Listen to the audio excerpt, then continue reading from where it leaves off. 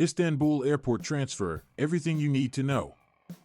When traveling to Istanbul, one of the key considerations is how to get from the airport to your final destination.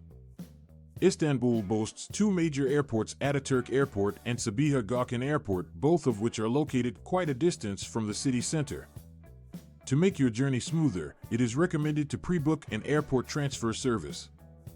This service offers convenient and reliable transportation from the airport to your hotel or any other destination in Istanbul.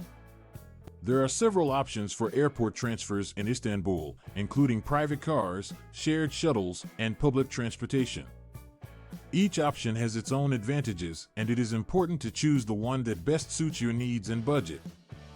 By pre-booking an airport transfer service, you can avoid the hassle of searching for a taxi or dealing with public transportation upon arrival. This will ensure a stress-free start to your trip in Istanbul. In conclusion, when traveling to Istanbul, it is highly recommended to arrange an airport transfer service in advance to ensure a smooth and comfortable journey to your final destination.